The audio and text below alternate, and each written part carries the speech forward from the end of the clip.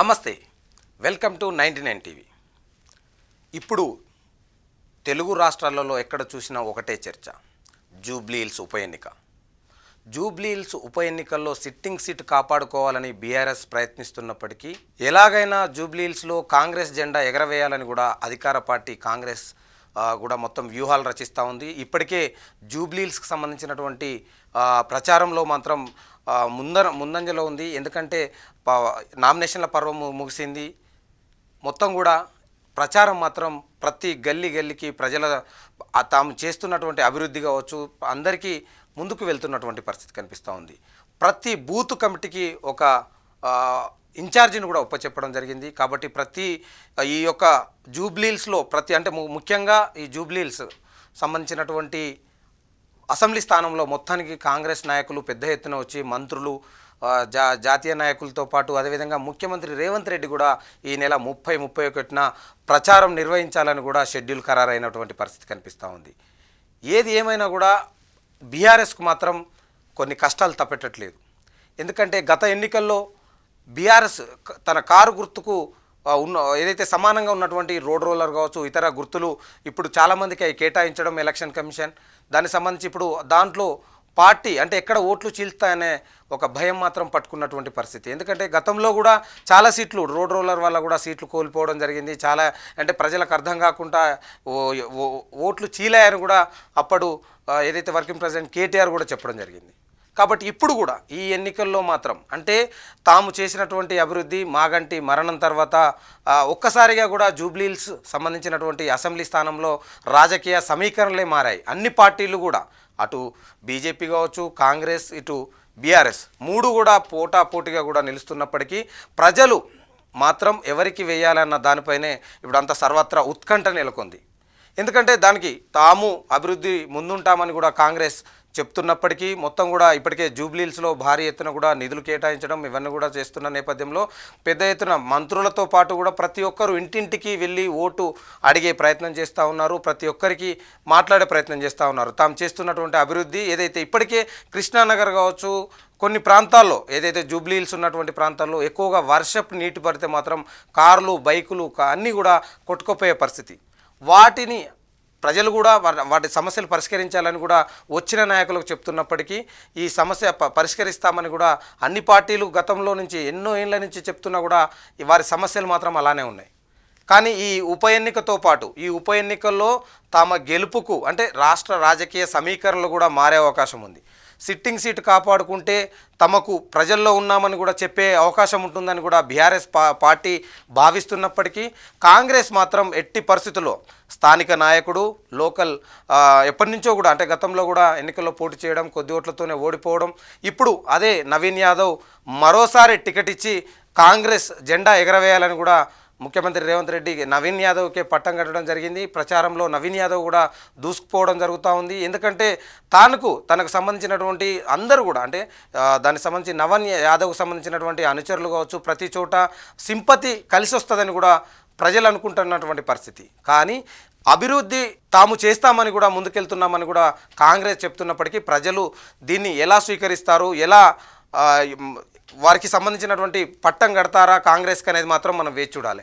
ఏది ఏమైనా కూడా కొన్ని మాత్రం కాంగ్రెస్ కంటే ఇప్పుడు అధికారంలో ఉన్నటువంటి పార్టీ అభివృద్ధి అంటే చాలా గల్లీలు ఏదైతే మధురానగర్ కావచ్చు దానికి సంబంధించి కృష్ణానగర్ కావచ్చు ఇలాంటి ప్రాంతాల్లో కొన్ని ప్రాంతాలు చాలా ఇరుకుగా ఉంటాయి, చాలా అభివృద్ధి చేయాల్సి ఉంటుంది. కాబట్టి హామీలతో కొన్ని వేల కోట్ల రూపాయల హామీలు ఇచ్చి గెలవాలని చూస్తున్నప్పటికీ అక్కడ ప్రజలు పట్టం కడతారా అనేది చూడాలి.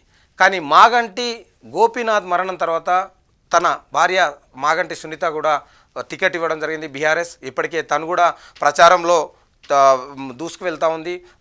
ఇంటింటి ప్రచారం నిర్వహిస్తున్నారు. తన ఇద్దరు పిల్లలతో పాటు అందరూ కూడా ప్రచారంకి వెళ్ళి తమకు ఎందుకంటే తాము చేసినటువంటి అభివృద్ధి కావచ్చు దాన్ని గెలిపించాలని కూడా కోరుతున్నటువంటి పరిస్థితి. కానీ ఇది సునీతతో పాటు రాష్ట్ర మొత్తం కూడా బీఆర్ఎస్ కమిటీలు కావచ్చు జిల్లాల నుంచి ఇన్ఛార్జీలు వారందరూ కూడా వచ్చి జూబ్లీ హిల్స్ ఉప ఎన్నికల్లో ప్రచారం నిర్వహిస్తున్నారు. ఎందుకంటే తాము గతంలో చేసినటువంటి అభివృద్ధి గెలిపించాలి, సునీత గారిని గెలిపించాలని కూడా వారు మొత్తం కూడా ఎక్కడికక్కడ ఓటర్లను అడిగే ప్రయత్నం చేస్తూ ఉన్నారు. పెద్ద ఎత్తున సభలు, అదైతే కుల సంఘాలతో కూడా చర్చలు జరిపి కూడా వారన్నిటి కూడా ఇక్కడ ఉన్నటువంటి ఏదైతే కాలనీ వాసులందరికీ కూడా దగ్గరికి వెళ్ళి వారికి సంబంధించినటువంటి సమస్యలు పరిష్కరిస్తాం, తాము ఏదైతే దానికి సంబంధించినటువంటి అన్ని అంశాలపై కూలంకుషంగా మాట్లాడతామని కూడా కేటీఆర్ కూడా చెప్పడం జరిగింది. అధికార పార్టీపై కూడా ఇప్పటివరకు గెలిచి 2 సంవత్సరాలుగా వస్తున్నా కూడా ఎక్కడ కూడా ఎలాంటి అభివృద్ధి పని చేయడం లేదు, కమిషన్ల కోసం మాత్రం కొట్టుకుంటున్నారు మంత్రులు, ముఖ్యమంత్రి ఏం చేయలేని పరిస్థితి ఉందని కూడా ఏదైతే కేటీఆర్ ఉన్న హరీష్ రావు కూడా విమర్శించడం జరిగింది. ఇలాంటి పరిస్థితులలో అంటే జనాలకు సంబంధించినటువంటి ప్రజలకు సంబంధించినటువంటి అంశాలలో జూబ్లీ హిల్స్కి సంబంధించి ఇప్పుడు ప్రతి ఒక్కరు కూడా అన్ని పార్టీలు అటు మొదటి నుంచి కూడా ఏదైతే జూబ్లీ హిల్స్లో బీజేపీ, కాంగ్రెస్, బీఆర్ఎస్ మాత్రం ఒకరు అంటే తాము పై చేయి చూపెట్టాలి, అంటే తాము పై చేయి కూడా ఉండాలి అని కూడా వాటితో కూడా వ్యూహాలు రచిస్తూ ఉన్నారు. దీనికి సంబంధించి ఈ యొక్క నవంబర్ 11న ఎన్నికలు జరగనున్న నేపథ్యంలో కొద్ది సమయంలోనే ప్రజలందరికీ రీచ్ కావాలి, ప్రతి ఒక్కరికి పార్టీల వాళ్ళ యొక్క ఎజెండా కూడా చెప్పడం జరుగుతూ ఉంది. కానీ జూబ్లీ హిల్స్ మాత్రం ప్రజలు దానికి సంబంధించినటువంటి జూబ్లీ హిల్స్ పేరే ఉంటుంది కానీ అన్నీ కూడా ఎక్కువ అంటే ప్రాంతాలు కూడా దానికి సంబంధించినటువంటి స్లమ్ ఏరియాలు ఉంటాయి కొన్ని, దీనికి సంబంధించి వారి సమస్యలు ఎలా పరిష్కరిస్తారు, హామీలు ఇస్తున్నప్పటికీ కూడా ఇప్పటివరకు ఎవరు కూడా అలాంటి సమస్యలు కూడా పరిష్కరించలేకపోయారు. అదేవిధంగా బీజేపీ నుంచి లంకల దీపక్ రెడ్డి కూడా ఎప్పటి నుంచో అంటే తాము ఏదైతే ఇక్కడ లోకల్గా ఉన్నా నన్ను గెలిపించాలి, ప్రజలకు ఎప్పటికీ అందుబాటులో ఉంటానని కూడా తాను కూడా మొదటి నుంచి కూడా ఏదైతే ఇక్కడ జూబ్లీలకు సంబంధించినటువంటి ప్రజలకు మమేకమవుతూ కూడా వస్తూ గెలుపుపై కూడా ఆశలు పెట్టుకున్నట్టు కూడా తెలుస్తూ ఉంది. కానీ ఈ ముగ్గురు మాటల మధ్యలోనే దాదాపు అంటే ఎన్నికల మొత్తం కూడా జూబ్లీహిల్స్ దాదాపు గతంలో చరిత్రలో ఎన్నడూ లేని విధంగా 58 మంది అభ్యర్థులు కూడా పోటీలో నిలవడం జరిగింది.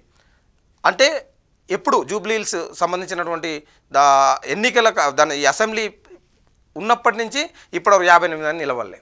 చాలామంది తెలంగాణ ఉద్యమ సమయంలో అందరూ కూడా సమస్యల కోసం అప్పుడు ఏదైతే ఉప ఎన్నికలు వచ్చినప్పుడు అందరు ఎలా నిలబడతారో ఏదైతే ఓఆర్ఆర్ బాధితులు కూడా ఇందులో నిలబడడం జరిగింది. ప్రభుత్వం కొన్ని ప్రజల మీద పెట్టినటువంటి కేసులు కావచ్చు వాటికి సంబంధించిన వారు కూడా ఇందులో నిలబడడం జరిగింది. కాబట్టి ఏది ఏమైనా కూడా త్రిముఖ పోరు మాత్రం ఉత్కంఠగా కొనసాగుతుంది. ఎందుకంటే ప్రచారంలో అందరూ ముందున్నప్పటికీ కూడా ఎవరు గెలుస్తామని అంటే ఎవరికి కూడా గెలుపుపై ధీమా ఆశలు, తాము గెలుస్తామంటే తాము గెలుస్తామని చెప్తున్నప్పటికీ పరిస్థితులు అంటే అధికార పార్టీ వైపు మొగ్గు చూపుతాయని అని అందరూ అనుకున్నప్పటికీ ఇక్కడ పరిస్థితులు ఎప్పటికప్పుడు ఓట్లు వేసేవారు కూడా ఎవరు చెప్పలేని పరిస్థితి. స్థానికంగా కూడా తాము ఎప్పటి నుంచో ఉన్నాం, ఏదైతే కుటుంబ విషయాలు కూడా కొన్ని బీఆర్ఎస్ అభ్యర్థి సునీత తరపున కొన్ని రావడం, తన మొదటి భార్యకు సంబంధించినటువంటి వారు కోర్టులో వేయడం, ఇవన్నీ కూడా దానికి సంబంధించినటువంటి కొంచెం ప్రజల లోపల తీసుకువెళ్ళాలని కూడా ప్రతిపక్షాలు చెప్పినప్పటికీ కుటుంబ సమస్యలు మేము మాట్లాడమని కూడా కాంగ్రెస్ చెప్పింది. కానీ బీజేపీకి సంబంధించినటువంటి దాంట్లో బీజేపీ మతం పేరు చెప్పుకొని ఓట్లు అడుగుతారని కూడా ఏదైతే TPCC working president Mahesh Kumar Goud కూడా చెప్పడం జరిగింది. కానీ మహేష్ కుమార్ గౌడ్ ఒకటే మాట, కిషన్ రెడ్డి ఇప్పటి వరకు మన తెలంగాణ కావచ్చు ఏం చేశారు, కేంద్ర మంత్రిగా ఉండి హైదరాబాద్కి ఏం చేశారు, ఒక నిధులు తీసుకురాకుండా కేవలం ఓట్లు అడిగే హక్కు తనకు లేదు అని కూడా చెప్పడం జరిగింది. ఏది ఏమైనా కూడా మొత్తానికి మాత్రం జూబ్లీ హిల్స్ ఎన్నిక నువ్వా నేనా అన్నట్టు కూడా కొనసాగుతూ ఉంది. దీనికి సంబంధించి ఎవరు అంటే దీనికి ఇప్పుడు ప్రచారంలో మాత్రం ప్రతి ఒక్కరూ ప్రజల వద్దకు వెళ్ళి తమ యొక్క హామీలు ఇవ్వడం, తాము గెలిస్తే ఏం చేస్తామని కూడా చెప్పడం వరకే ఉంది. కానీ తనకు సంబంధించినటువంటి ఇప్పుడు అన్ని పార్టీలు మాత్రం గెలుపు వైపు మాత్రం నువ్వా నేనా అన్నట్టు ప్రచారం కొనసాగుతూ ఉంది.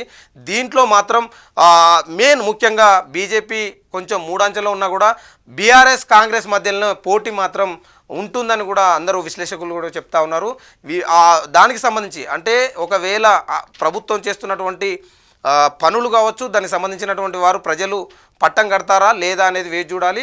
లేదు మేము గతంలో చేసినటువంటి అభివృద్ధి తమల్ని గెలిపిస్తుందని కూడా బీఆర్ఎస్ చెప్తున్నప్పటికీ ఎవరిని గెలిపిస్తారు అనేది మాత్రం ప్రజలు మరికొద్ది రోజులలో తేలనుంది. కాబట్టి అన్ని పార్టీలు మాత్రం ప్రచారంలో ముందుకు కొనసాగుతూ ఉన్నాయి, ప్రజల దగ్గరికి వెళ్తూ ఉన్నారు, తమ హామీలు చెప్తా ఉన్నారు. కానీ దీన్ని మాత్రం చేయాలంటే నవంబర్ 11న ఎన్నికలు జరుగుతాయి. నవంబర్ 14న కూడా ఈ లెక్కింపు వరకు మాత్రం వేచి చూడాల్సిందే. ఇది జూబ్లీ హిల్స్లో ఎవరి సత్తా ఏంది.